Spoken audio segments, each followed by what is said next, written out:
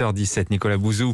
C'est un moment important dans la vie d'un lycéen. Depuis hier, les terminales doivent faire leurs vœux sur la plateforme Parcoursup. Il se trouve qu'Emmanuel Macron a esquissé il y a 8 jours une réforme de l'enseignement supérieur. Il veut une université plus sélective, plus autonome et en finir surtout avec la quasi-gratuité de l'université. Oui, alors le président de la République a évoqué une université française sans aucun prix, avec beaucoup d'argent public. Alors il faut reconnaître que c'est un bon diagnostic, c'est exactement ça. C'est un vrai sujet économique cette affaire, parce que ce que l'on voit, c'est que dans les pays qui produisent le plus d'innovation, c'est le cas des États-Unis, évidemment, on a des universités qui sont très attractives pour les étudiants du monde entier, avec des moyens colossaux et des entreprises qui travaillent avec les laboratoires de recherche. C'est vraiment le nerf de la guerre pour réussir à l'époque de la troisième révolution industrielle. Alors l'université française, le problème, c'est qu'elle est pauvre, un budget de moins de 10 000 euros par étudiant, surtout ça baisse depuis une dizaine d'années et c'est lié notamment à des droits d'inscription qui sont faibles, moins de 200 euros par an en France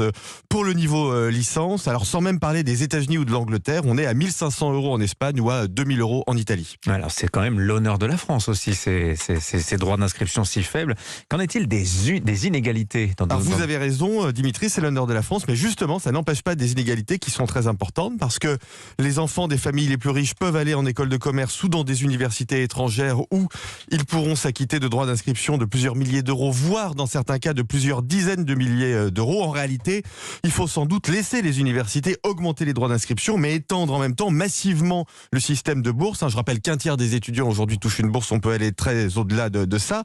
Et puis on peut innover comme au Royaume-Uni par exemple, où les étudiants remboursent leurs frais de scolarité après coup, après leurs études et proportionnellement à leur salaire. Et est-ce qu'il faut plus de sélection à l'entrée à l'université ? Pas forcément, parce que là encore, c'est l'honneur de la France de ne pas pratiquer la sélection. En revanche, il faut limiter les places dans certaines filières. C'est sans doute pas la peine d'étendre les capacités d'accueil en sociologie. On voit pas trop à quoi ça va servir. La situation est bien évidemment différente en sciences. Et surtout, je dirais qu'il faut une approche intégrée avec l'économie et replacer la recherche dans un grand ministère de l'innovation qui serait indépendant de Bercy, un ministère de l'innovation qui regrouperait le pilotage des aides à l'innovation et la recherche et l'université. Voilà, un plan pour l'université française. Merci beaucoup, Nicolas Bouzou. 7h19.